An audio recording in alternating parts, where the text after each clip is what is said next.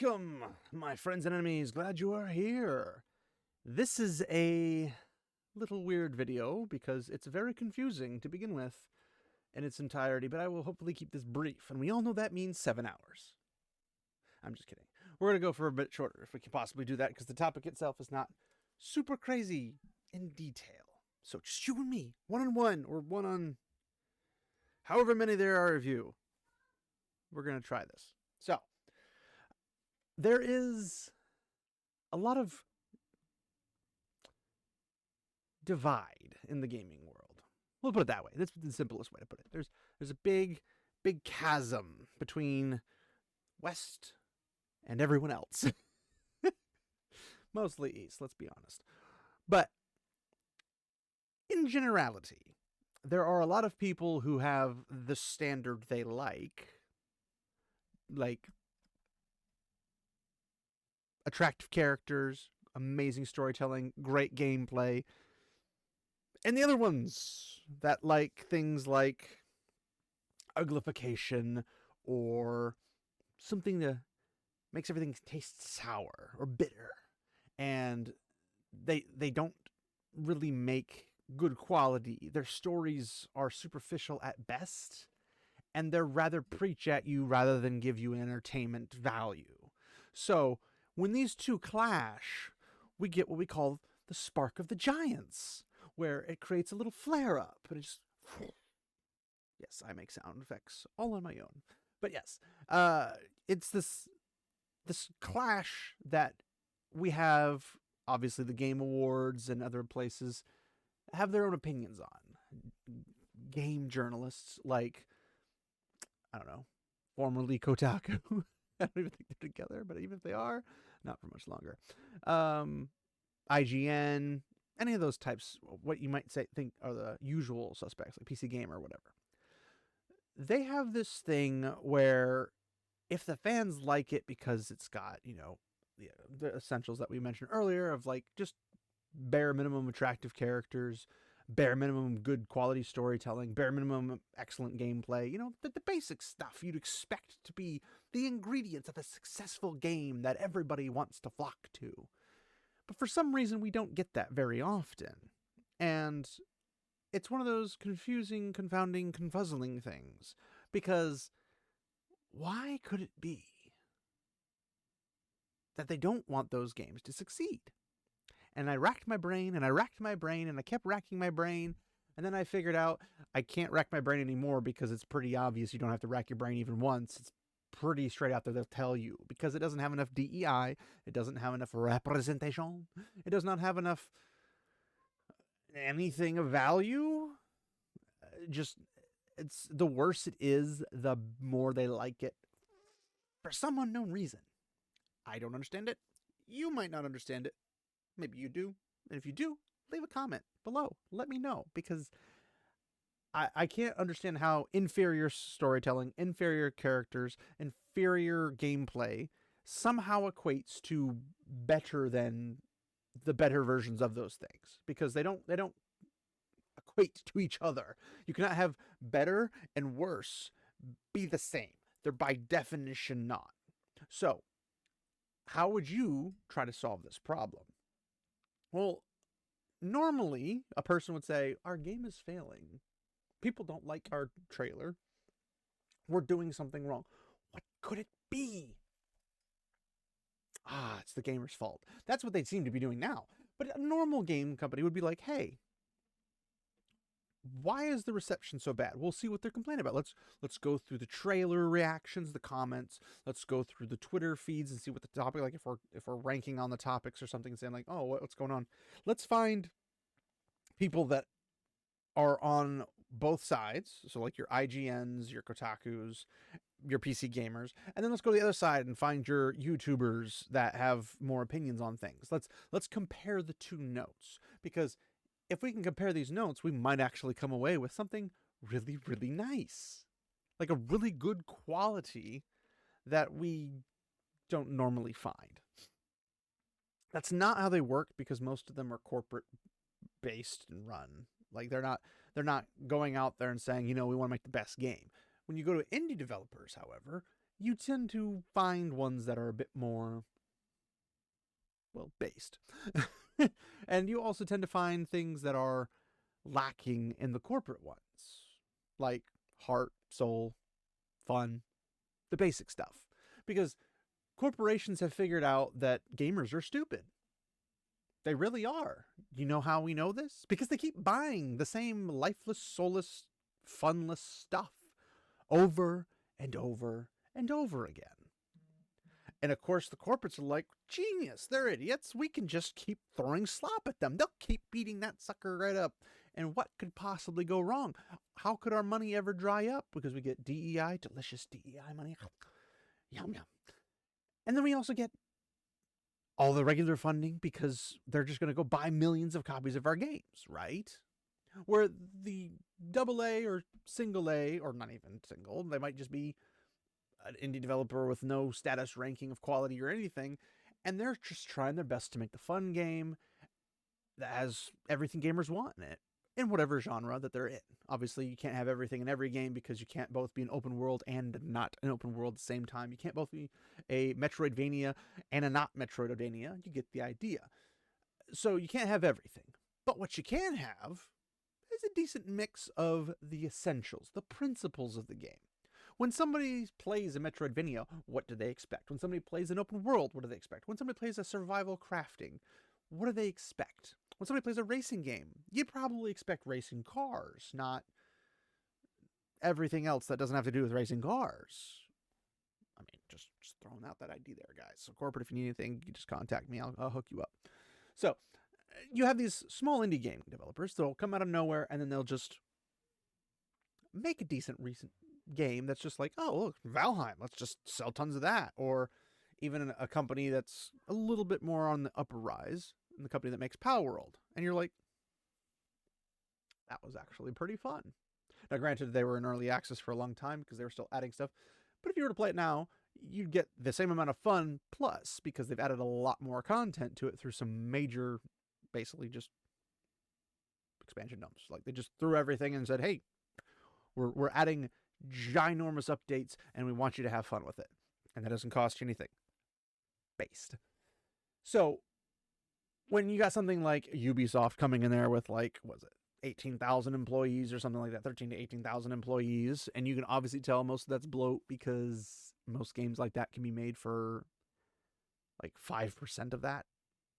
Like, it does not take that much. You don't need that much to make something like that. Unless you're trying to make the most ambitious, largest scale game under the sun that looks just like real people, and every single person has a personality, a voice behind it, and everything, then yeah, you might need 18,000 plus.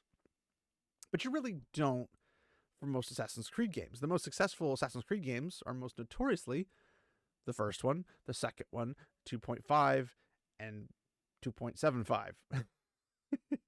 Right before 3. And then obviously 4, Black Flag. So Ezio, everybody loves Ezio Auditore. Why wouldn't you? Ezio's the boss. He's the best in the Assassin's Creed world. But everyone loves the classic Altair, and everyone likes Black Flag because you freaking go around on ships. Like, what's not to like? You can do some pretty cool piratey type stuff and all that kind of stuff. It's really, really fun. But when you're making a thing about samurais and whatever, you're expecting, I don't know, call it crazy, Japanese or samurais, and that are actual samurais. Keep in mind, you can always go to Metatron and ask him, what's a samurai, Metatron? And he'll be like, it is a class. So can a samurai be something like a shinobi? Well, shinobi's a job, not a class. So yes, you can both be a samurai and a shinobi. Huh. Crazy talk. Do you need 2 characters? No. You could use one. But wouldn't it be too much like Ghost of Tsushima? No. If anything, that's the reason you make a good Japanese game. You don't just go wild and crazy with it. You want to make something that is very popular, that people like, and people will come to consume. Pretty logical, understandable things, right? And that's not what they did. Although they have greatly tried to reduce Yasuke, or Yasuke, whatever you want to call him. They greatly reduced his footprint in the game. Not completely. You could still play as him and everything, but he doesn't need to do very much. So you're basically playing Naue or whatever her name is, and you're like, well, she's based off of a male Japanese character or figure from history. Why did you not just give us the male? Well, in several leaks through a variety of sources that are not mine, so don't ask me, but from other people, other YouTubers have found that the Ubisoft team that's been doing stuff like on Origins all the way up to current has been, I think, actually not even Syndicate up to current, always does the two protagonists thing, but they're also Canadian based, if I recall correctly. I believe it's also Montreal, which will come into play some point. But they always were upset that when they made a male or a female character as an option, everyone would pick male for the most part. Like a good solid 75% of the time, the player base would pick the male. And they're upset that the female wasn't getting picked because they want to control what you decide to play. Because that makes sense. Like, whatever happened to cheat codes in single player games? Like, you have fun with it or you don't. Like, there's no reason to not have cheat codes in games. Like, I'm just saying. They make things fun and crazy, and it can be really entertaining. Who knows? And it also helps people who do struggle with stuff to pick up the pace a little bit, and you don't need no stupid journalism mode. But when they find out, they're like, oh, well, we're going to make the front runner character for Assassin's Creed Shadows a woman. We're going to take a male character, gender bend, pop over to a woman, and we're going to give her all these cool flap doodle acrobatic type things. And you're like, okay, wow, ooh, shiny, whatever. And then basically say, well, you don't have to play one of the protagonists to like enjoy the game. And it's like, well, it's obviously not going to be her, so it's going to be Yasuke, whatever the frick he's called. And you're going to basically play as Naui in the shadows like an assassin rather than the bull in the China shop. Literally just, or maybe the Japanese shop, I guess. I don't know. I guess Japan has been a bull in a China shop before. But needless here nor there. Why have two characters if that's the case? I can almost understand why you wouldn't do the same role as male or female because it requires two voice actors. You got to do all the lines, and possibly two actors in general. To do basically the exact same thing, which is a lot of work. But I mean, you got 18,000 employees. It can't be that much work. You've also already put almost $500,000,000 into, or no. Is it $500 million?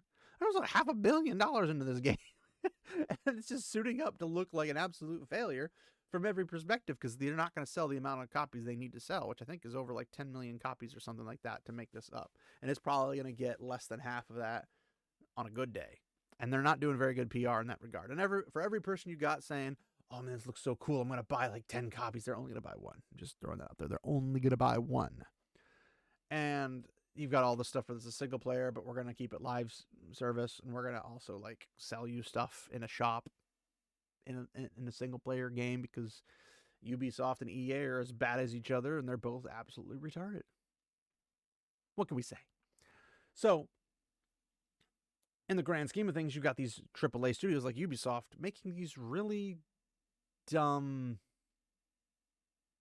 well, overall decisions. It's like they don't have plans to make their game move forward and progress in a way that could benefit the company, benefit the gamers, benefit themselves, because they don't think as it from benefiting themselves by benefiting everything else. They think we need to benefit ourselves, and in benefiting ourselves, everybody else will be benefited.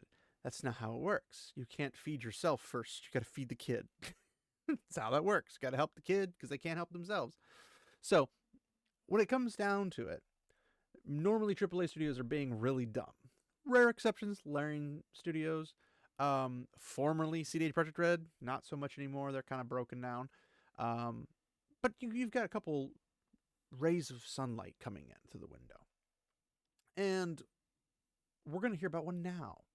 Now, from the perspective that, I guess, the overwhelming majority of gamers have noticed the concept of the Chinese market, mixed with the Korean market, definitely, and a little bit of the Japanese market, but mostly the Chinese market making a big, big stir. That big stir being, well, Black Myth Wukong, amongst a whole bunch of knockoffs. Like, I'm pretty sure it was Genshin Impact or something. It might have been a Japanese studio for that one. But there's been a lot of games that you can tell come from the East, and they're not made like the rest of the West's games, which are very disturbing, to say the least. So, when you're looking for good storytelling, nowadays it's pretty common to be like, well, are they from the West or are they from the East? Because the East's notorious for their storytelling abilities, amongst other things. And if you are a cultured man, you know exactly what I'm talking about. If you're a cultured woman, you know what I'm talking about too. But if you're from the West side of things, you don't understand. You're like, how could they possibly be better than us? Because everybody was like, Black Myth Wukong for Game of the Year? What are you talking about?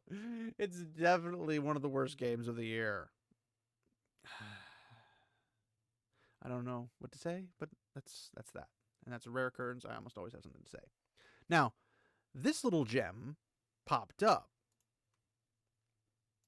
And for those who have been paying attention, there's been influential people, like YouTube influential people, I should say, and I guess they're influential outside of YouTube as well, but they have been putting it's Chinese, I'm not interested, or it's a female-led, I'm not interested, because a lot of people, despite the comments that people like to give, it's not because they don't like women. Most of them are married to women and have kids with women and all this other stuff. Like, it's not a matter of I don't like women. It's a matter of I'd rather play as a man because I can insert myself into the role and take on the character a lot better.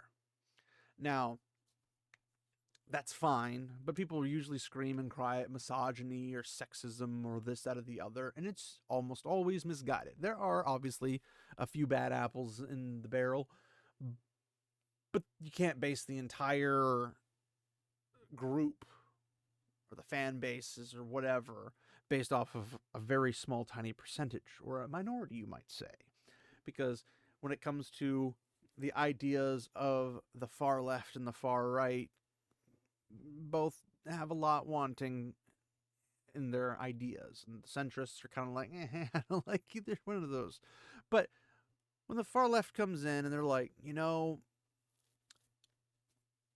it's got pretty women in it, so therefore you obviously have never seen a real woman. Like, so you're just insulting the entire female side of the planet. Congratulations, it's more than 50% of the population on the planet. Good job. Or in the instance of they're like, we need to protect minorities and give them a voice, and then it's like, well, what about this voice, the one you don't like? The people who are sexist and misogynist. Well, we don't let them talk because they're not a good minority that we like. It's like, oh, okay, yeah, that's not how that works. So, in this situation, there's a game coming out called Tides of Annihilation, and I gotta say, I'm interested. Now, you might think, well, obviously it's got attractive women. Well, not just that. It's about King Arthur, allegedly speaking. And there's a lot of different renditions of King Arthur that you've seen through anime or that you've seen through live action adaptations, amongst other things. So why not enjoy it because it's King Arthur? Why does it have to be just because of attractive women? Could it have a good story? Could it have it has good graphics? I mean, look at these images. They're high quality. That's good stuff. This is like the level that people were saying Dragon Age Veilguard was going to be, because they had hair, like animations and stuff, and it would slide all over you like silk. It's like, that's not how hair acts. It usually sticks to your clothes and very rarely does it move like crazy. It's not a mop. Well, I guess mops wouldn't move much either. It's not the imaginational pixels you've got on your screen that are doing the unnatural waves of the hair. But I get the idea that they were trying to go with, and I applaud the effort, and it did look nice, but it didn't look realistic. It just looked nice. In this situation, they look like women, which is more than I can say about the West can usually produce. Just saying. But we get this comment saying, oh, that's why the white woman looks attractive in Tides of Annihilation. It's made by a Chinese developer. Should have guessed. And you can have the comments, which are always like, the which way Western man meme becomes more poignant with each passing day. It's like, to be honest, I thought it was Korean, but close enough. Personally, I prefer Korean games over Chinese games, but that's just me. It's like, meanwhile, American quadruple A games. Yeah, they still did that lady a massive disservice. It's like, honestly, for an Asian dev, she's mid, but this blonde boss chick is much hotter. But if we compare her to the usual, even the most attractive Western design, she's a goddess. I'm like, well, yeah. You know, the thing is everyone's like, oh, it's Gooner material, it's this and that. It's like, okay, these could be like the most mid-average type woman ever. But because we don't see them, they don't exist in our world. So we see them and we're like, wow, that's pretty. And you're like, where have these been for like the last decade and a half to 2 decades? Missing, that's where. It's like, in general, I'd rather buy games made by Western developers, support the home team and all, but I would rather buy good Chinese developed games than the woke Western games. So here we are. And Chinese and Korean devs continue to make excellent games. Japanese Western devs are infested with DEI and have brought the quality of their games down. It's going to be like that.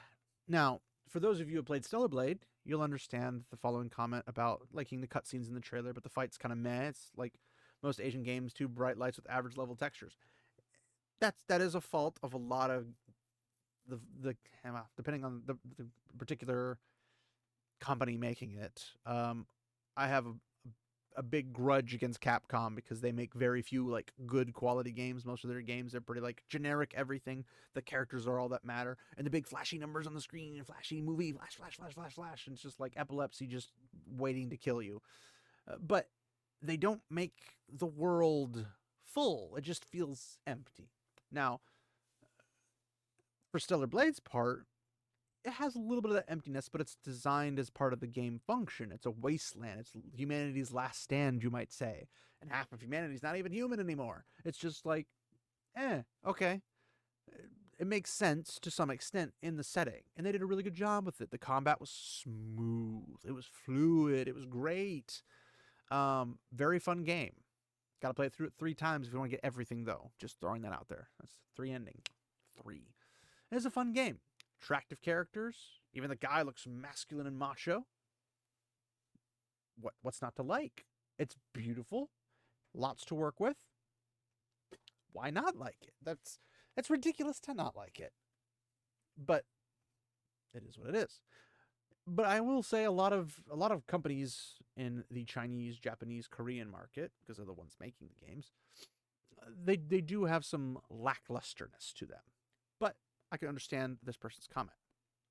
Now, if you're looking at a AAA studio that makes games and is like, hey, I'm going to comment on something.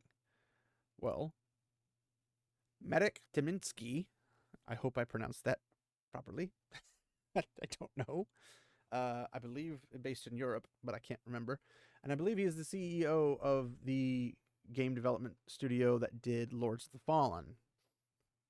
And he makes this comment: these Chinese devs should consider consulting in the West on how to make female characters that actually stand out. Smiley face with blush. Now, this has generated a bit of controversy. From my perspective, I don't know why, because it makes logical sense when you put all the things together. But a lot of people don't understand European humor in America. Which is to be fair. I mean, I spend most of my time enjoying Monty Python, Blackadder, that kind of stuff. Because I like the dry British humor over the really lackluster American comedy. Like, American comedy is pretty much the bottom of the barrel, if I'm honest with you. And that's somebody who lives in America.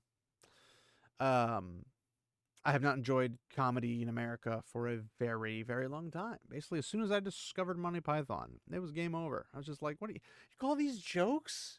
These are terrible. Monty Python comes in and is like, here, have this. And you're like, oh, give me more. And I proceed to buy everything Monty Python ever.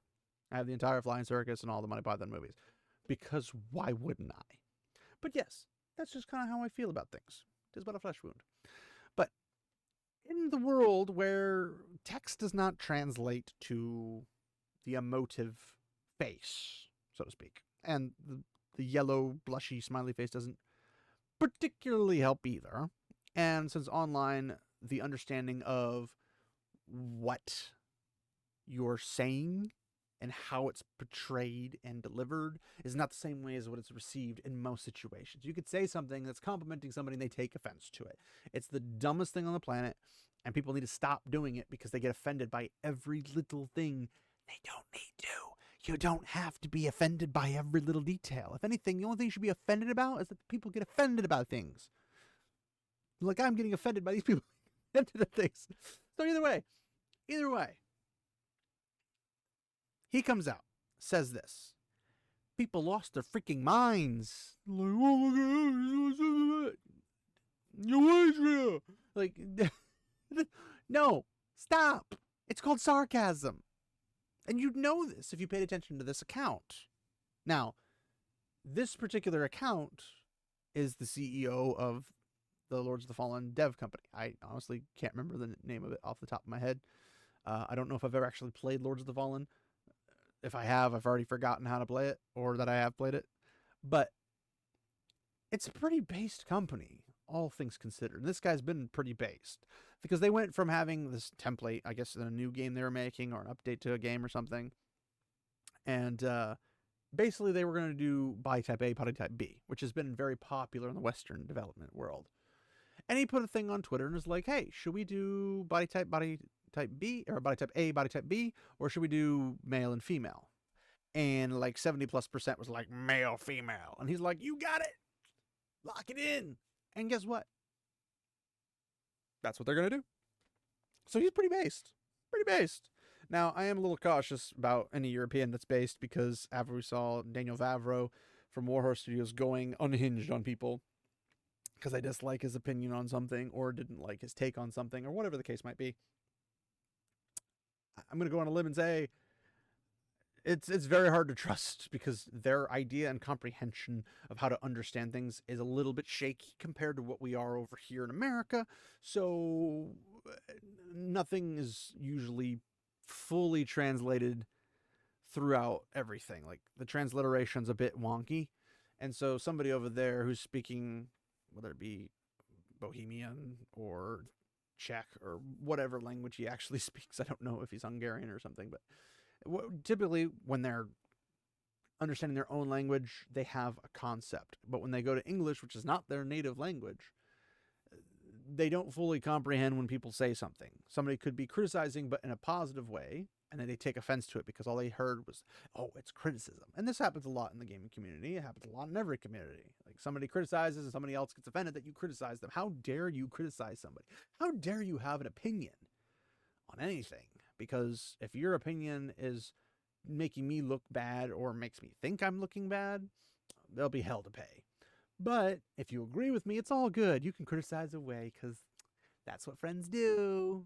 It's the unfortunate state of affairs. Needless to say, Marek Tyminski, I hope I said that right, made this post saying these Chinese devs should consider consulting on the West on how to make female characters that actually stand out, smiley, blushy, yellow face. Because they're all yellow faces. They're emojis. And people are like, oh, how dare you? How dare you insult these Eastern peoples and saying they have to come to the West where everything is uglified? And it's like, that's why it's sarcasm. It's sarcasm, guys. Because that's the thing, is that when you see this picture, I believe this is Gwendolyn. I don't know if this is the same character. I think it is the same character, but it's Gwendolyn who apparently marries King Arthur. And I say apparently because it's been a long time since I've read the actual story. I've heard like 4 different ones, and I'm like, are they all true, or are they just like adaptations of the other? I don't remember. It's been a hot minute. Leave me alone. So I have no idea who this is, but there's all like, you could easily give them a 7 or 8 out of 10 in terms of just visual attractiveness. Their prettiness level, you might say. They might have a terrible personality. I don't know why this one looks extremely arrogant to me, But I could be mistaken because I haven't played the game. I haven't seen her in action. Maybe she does something that's just actually very self-sacrificial and is very below the station. But this character, Gwendolyn, seems to be very amenable when it comes to her personality. And I'm not meaning that personality. I mean actual personality. Because for me, personally, if you're playing a game, like say for example, Stellar Blade. If you're playing Stellar Blade and you're like, oh man, Stellar Blade, she's got so great, huge tracts of land. And then you're just like, but her personality's rotten. Well, I don't care anymore. I really don't. You can find huge tracts of land on somebody that has a personality that's actually not rotten. It's very easy to do, honestly. And they'll probably be better off with those huge tracts of land anyway. So why would I settle for less? Thankfully, Eve has a fantastic personality and tracts of land. It works out very nicely. It's a very good puzzle piece that fits right into the puzzle. So it's an enjoyable game, attractive character, great personality in multiple ways, and I don't hate the game. The story's mysterious, but you learn more as you go. Okay, that's what you should want to have. So I'm hoping this game has it. Now, I have a running joke when I play things like Once Human. And I'm like, oh, look, this feature hasn't been added. It must be because they're Chinese developers. Because a lot of the Chinese developers, I don't want to bad talk all of them, but some of them lacking a lot when it comes to what a game's supposed to entail. Because the games basically just repeat this stuff every server and just keep jumping servers to the next server, to the next server, to the next server, and keep doing the exact same stuff. And we're going to throw a bunch of stuff you can buy from us, because it's a free-to-play game. We'll send you a bunch of stuff to buy from us, and we'll make a lot of money, but we're never going to, like, really advance the game. We're going to give you this massive map, and we're going to give you, like, this much of it. This big map, and we're going to give you this big much of it. If you try to go the other places, you die. That's a great model. I wish I had thought of that when I was eyeing the concept of going into game development. I could be like, man, I could make so much money by just not giving people what they want, by giving them like 10% of what they want, make them think I'm going to ever deliver it, and then throw a bunch of skins at them, and then, man, it's going to be great. So it's like they forgot the rest of the development plan. Who knew? Now, granted, it is still a fun game, but once you've done it once, you've done it 300 times, and if you play the game consistently, you probably have played it 300 plus times. And some of the game mechanics are really dumb, like having a blood moon, which makes everything go hostile, and your health drops to like a quarter of its normal health. And it stays that way for the entire blood moon, which happens to be an entire night, which happens to be a pretty long time when you're trying to do something else.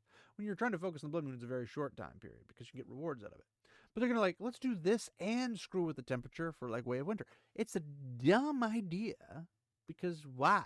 Why can't I just know how to deal with the weather? It's cold outside, jacket. It's not cold outside, take off jacket. It's a pretty simple concept, but we can't have that because we need to make mechanics. So we're going to make a problem and then make you solve the problem while having to deal with another problem and then call that good gameplay. Yikes. That's not how that works. So there may be some Chinese companies, and maybe this is one of them, that make a good game. I don't know. I typically stick with Korean or Japanese because that's my particular favorite areas. I love Korean games. I love Korean entertainment in general when it comes to either K-dramas or K-actions or whatever you call them. Even some K-pop bands are actually not that bad. But when it comes to things like Japan, obviously anime, duh. And then they have their own versions of games and stuff that are pretty fun. They kind of have some of the problems with the world building as well. But Chinese games, for some reason, I just can't click with it. Like, I looked at Black Myth Wukong and I'm like, yeah, but do I want to pay them for that? Like, am I going to be sit there with a siphon of my data and whatnot? And I mean, I'm not one to be like, oh no, my data, because like they already probably have it, but whatever. But when I look at things like that, I'm sitting here going, it's just more problems. It's going to be a bloat on my machine. It's going to be just taking up space. It's not going to be optimized. So I'd rather just have this be optimized. But this looks pretty good. I want to see more of it. It looks nice. And Savvy obviously comes in. He's like, oh, if only that's how it worked. Normal consultants exist. I was one of them, but studios only hire friends to pass wealth because none of them actually take into account budgeting. which is a problem, a massive problem. Never let your marketing run your game development company.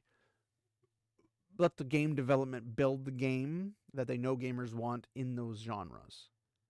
That and ESG bonus. 99% of studios start with something appealing to the eye. It's the consultants that degrade it down. And then we get to see these little charts where the difference in criteria for creating female characters between Asia, China, and South Korea specifically, and the West is too obvious and overwhelming. Female protagonists by Asian devs in 2025. You got these options here. You got Eve, Sue Storm. Is it Sue Storm? I think it's Sue Storm. Presumably Gwendolyn. I'm not sure what this is, but I think this is from Black Myth Wukong or something. I don't know.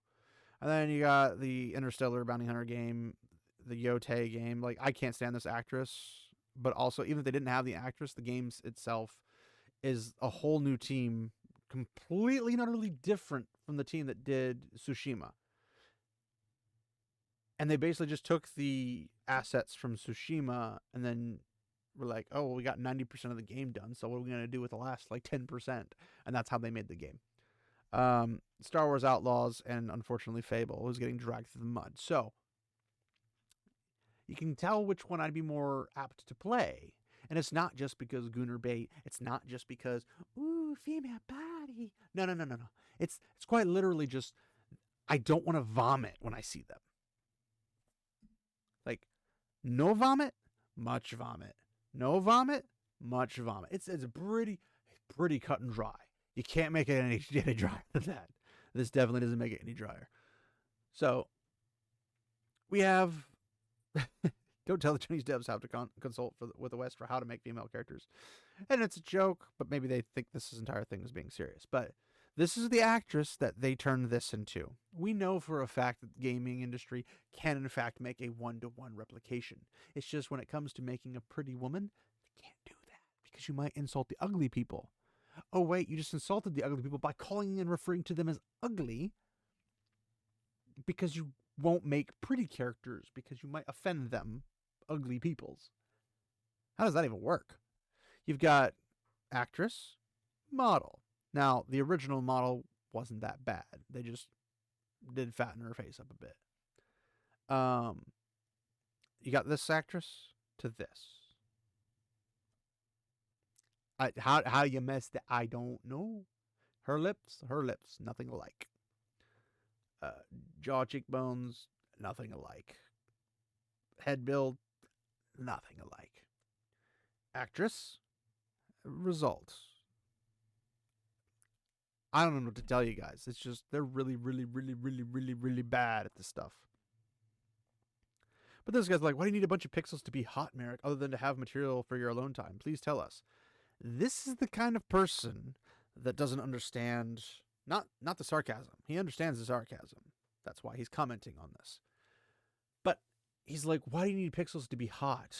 And it's like, you don't need them to be hot. But when the bar for hot is set to as low as it could possibly go, and you're still failing it, guess what? It's not a hot. The bar for ugly should not be up here. It should be down here. So the bar for hot shouldn't be down here. It should be up here. But we've been so long without the bar being up there. It's been so far down that anything that doesn't make me want to vomit all over everything I own and my coworkers, my friends, my family, anybody. That's what I want to play. For just the visual aspect of characters. Sure, they still have to be written well. They still have to have decent plot lines. They got to have character growth and development. They got to be fun to be around or play the part if they're not fun. They have to be like, they're serious for a reason or they're jerks for a reason. Because even in animes and stories and across books, movies, adaptations, whatever, there's countless times where you have a character that has a role to play. That's what we're trying to get. We're trying to get a true storytelling experience wrapped up together. But this composer thinks that you need to have a bunch of pixels to be hot. I'm having an aneurysm of sheer stupidity. But no, that's exactly what they think we want. No. When you have a hot female character, you probably don't have trash storytelling, trash music composer, and you probably don't have trash gameplay, a trash fun experience, the usual stuff. Because if one's coming in, they're all coming in. And it's not a pleasant experience when you're not wanting to be part of that. You're like, I just want to have fun. I want to hang out. I want to play games when I'm on my downtime. I want to relax. I don't want to bring real world politics into my stuff. I don't want to, unless of course the game is about real world politics specifically. But if that's the case, people are going to know ahead of time they're not going to buy your game if they're not interested in that. But if they are interested in that, congratulations. If somebody comes out and makes a MAGA game and 57 or 70% of the population decides, hey, you know what? I like this. I'm going to buy this. Congratulations, power to you. But people who are going to do that are going to know what they're stepping into.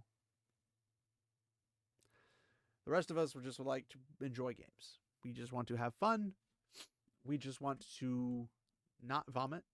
And we would love to have characters that actually have depth and growth to them. Because I cannot tell you the last time I had one of those outside of the Western experience. Or outside of the Eastern experience, sorry. The Eastern experience, I get that moderately often. I never get it in Western. It's pretty depressing.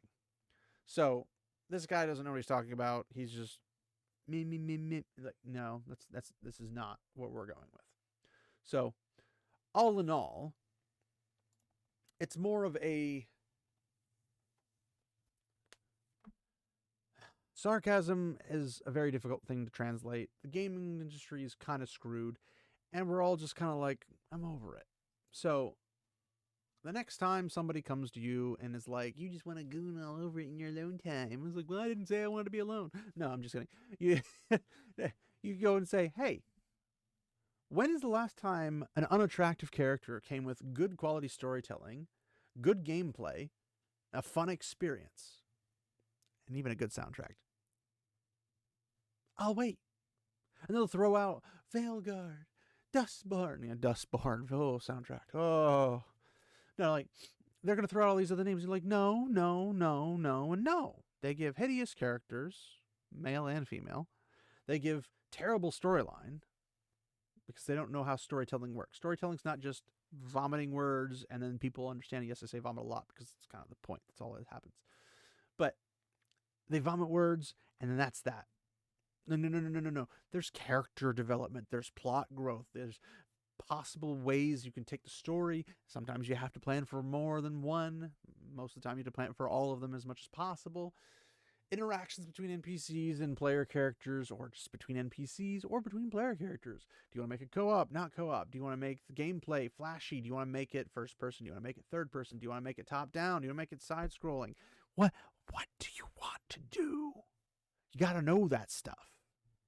And then actually hiring people who can actually do that stuff gives us to our fourth area, a fun experience. I want a fun experience. I can't have a fun experience if all you make is trash. It's all trash. So just make something good. And if you can't, have somebody else do it. Because at this point, everyone who loses their job because they flop a game, because they put ideologies into it that are never supposed to be there. Like, you're not supposed to, as a developer, bring in ideologies. You're supposed to bring in the creativity of the game, the creativity of the world the game is set in, and let gamers enjoy it. It's pretty simple, pretty cut and dry, but we'll go ahead and leave it there. Why am I flinging my head around? I don't understand. I'm tired, apparently. So, thanks everybody for listening in, and I know this is a bit shorter than my usual stuff, but it wasn't short enough because I was hoping to take like another 15 minutes off, but oh well. Hopefully you guys enjoyed it. Hopefully it was informative. If you like what you see, please like, comment, subscribe, all that fun jazz. But I'd love to hear your comments in the comment section, even the bad ones. Yes, I enjoy your opinions. Even if I disagree with them, you are free to have them. Just keep them obviously YouTube safe. But anyway, hopefully I'll have a couple more of these videos out. Council of Light was not able to get together because of my stupidity. So that was on me, guys. Sorry. But yes, if you guys like just me being myself, let me know in the comments. If you like the Council of Light, leave me a comment in the comments and let me know. I'd like to do both, but unfortunately, because of work and stuff, I can't always make a million videos in the same time. More like I can make the videos, I just can't make I can't make the thumbnails. I'm not good at this, guys. I'm terrible. I need an editor. I still need an editor. We'll just go there. Anyway, thanks everybody for watching, and I hope you have a fabulous day. But remember, my friends, walk in the light.